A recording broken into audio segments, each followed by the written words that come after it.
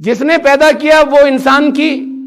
تمام کمزوریوں کو جانتا ہے، تمام اس کی قوتوں اور صلاحیتوں کو جانتا ہے، وہ اس کی خواہشات کو جانتا ہے، وہ یہ جانتا ہے کہ کب یہ پھسل سکتا ہے، کب یہ مضبوط ہو سکتا ہے۔ اس میں انسانوں میں عورت اور مرد کو اس نے الگ الگ پیدا کیا، وہ جانتا ہے کہ عورت کی ذمہ داریاں کیا ہونی چاہیے، اس میں صلاحیتیں کتنی ہیں، وہ جانتا ہے کہ مرد کی ذمہ داریاں کیا ہونی چاہیے، اس کی صلاحیتیں کیا ہیں۔ اسلام کہتا ہے عورت اور مرد برابر نہیں ہے۔ یہ برابری کا شور جو دنیا میں مچتا ہے، دنیا میں آج تک دنیا میں سب سے زیادہ جہاں پر عورتوں کی آزادی کا نام لیا جاتا ہے، وہاں پر دنیا میں کسی جگہ عورتوں کو برابری کا، مردوں کے برابر آنے کا حق نہیں دیا گیا، آج تک نہیں دیا گیا۔ عورتیں کسی جگہ دنیا میں مردوں کے برابر ان جگہوں پر نہیں آئی جہاں فیصلے ہوتے ہیں، ایگزیکٹو پوسٹ، اکا دکا اور ایک عورت کبھی کبھار آ جاتی ہے اوپر، وہ جگہ جہاں سے بیٹھ کر فیصلے کیے جاتے ہیں وہ ہمیشہ مردوں کے ہاتھ میں رہتی ہیں۔ آبادی تو برابر ہے ووٹنگ کے حساب سے، یہ ہندوستان کی بات جانے لے کہ دوسرے ملکوں کے اندر تعلیم تو دونوں کے اندر برابر ہے، صلاحیتیں بھی برابر ہیں، عورتیں کیسے پیچھے ہیں؟ یہ عورتیں پیچھے رکھی جاتی ہیں، سسٹم اور نظام ایسے ہی بنایا جاتا ہے کہ یہ پیچھے رہیں۔ اور اصل بات تو یہ ہے کہ مقابلہ کر ہی نہیں سکتی، نہ رکھی جائے تب بھی نہیں کر سکتی، اس لیے کہ ان کے اندر جسمانی طاقت کے حساب سے اتنی صلاحیتیں نہیں ہے کہ ان چیزوں کو فیس کر سکیں اور نکل سکیں جو مرد کر سکتا ہے۔ اسلام نے مرد اور عورت کو برابر نہیں کہا، اسلام نے کہا یہ دونوں مختلف ہیں ایک دوسرے سے، دونوں کی ذمہ داریاں الگ مقرر بتائیں اور ذمہ داریوں کے دونوں کی ذمہ داریاں اور اس ذمہ داری کے حساب سے دونوں کے حقوق الگ بیان کیے۔ بعض میدان ایسے ہیں جس میں عورت کے حقوق زیادہ ہیں مرد سے، بعض میدان ایسے ہیں جس میں مرد کے حقوق زیادہ ہیں عورت سے۔ یہ دونوں ایک دوسرے سے مختلف ہیں، نہ چھوٹے بڑے ہیں، نہ حقیر اور زیادہ بہتر ہیں۔ یہ تو کہا کہ جہاں تک سمانیہ ہونے کا، قابل احترام ہونے کا تعلق ہے، اس میں عورت و مرد کا کچھ نہیں، جو بھی زیادہ تقویٰ ہو، تقویٰ اختیار کرے اللہ کی نظر میں زیادہ قابل احترام وہ ہے۔ یہ دنیاوی ذمہ داریوں کے اعتبار سے جیسا جس نے پیدا کیا ہے وہ جانتا ہے کہ کس میں صلاحیتیں کتنی ہیں، اسی کے حساب سے اس نے ذمہ داریاں مقرر کی ہیں۔ جب یہ توازن اور جب یہ بیلنس بگڑے گا تو یہاں بیلنس کو بگڑنے کو قرآن نے کہا ہے فساد، وہ جو یہاں کے ہمارے حکیم لفظ استعمال کرتے ہیں، کہتے ہیں خون میں فساد ہو گیا، یعنی اس کا توازن سنتولن بگڑ گیا، اس کے اندر جو کنٹینٹس تھے، اجزا تھے، معدے میں فساد ہو گیا۔ یہ فساد لفظ کا مطلب توازن بگڑ جانا،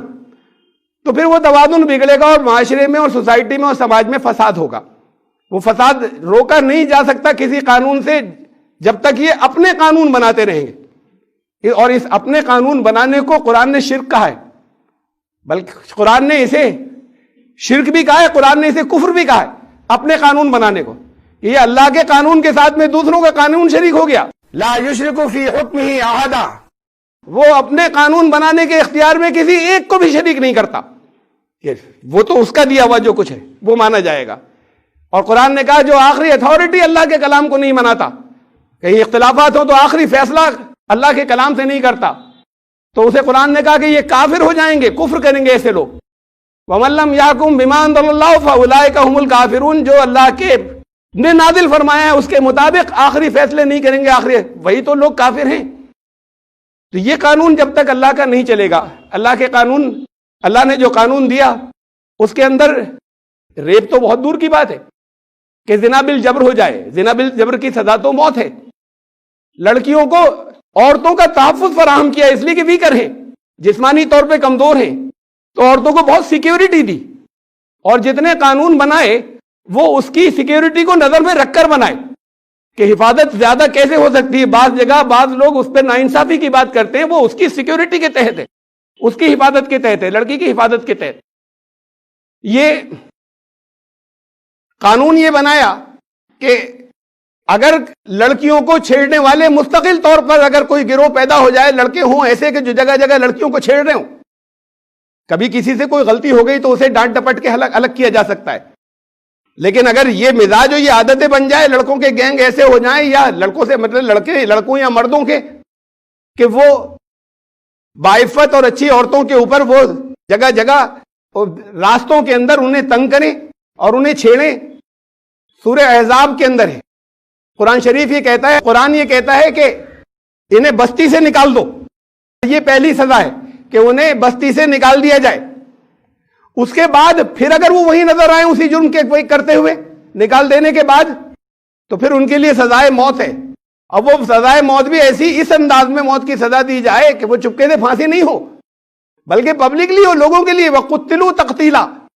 وہ قتل ایسے کیے جائیں کہ وہ اچھی طریقے سے ہو. تو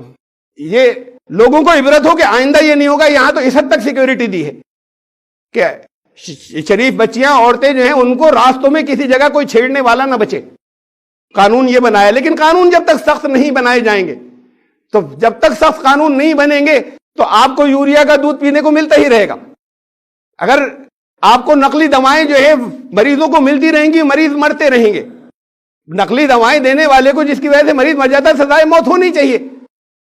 ان کو جو لوگوں کی زندگی کے ساتھ میں ایسی کھلواڑ کرتے ہیں کھانے پینے کو، تو کم سے کم عمر قید کی سزا تو ہونی چاہیے. تو جب تک سزائیں عبرت ناک نہیں ہو تو یہ فساد، یہ بھیانک طریقہ جو ہے رکنے والا نہیں ہے.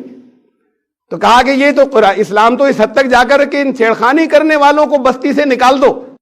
اور اس کے بعد پھر اگر یہی جرم کرتے ہوئے نظر آئے تو پھر ان کو اچھے طریقے سے ختم کرنا، ان کو پھر ان کو سزائے موت ملے گی. وہ بھی ایسے کہ جو بہت اچھے ایسے انداز میں ہو کہ ساری پبلک کے وہ عبرت کا ایک واقعہ بن جائے.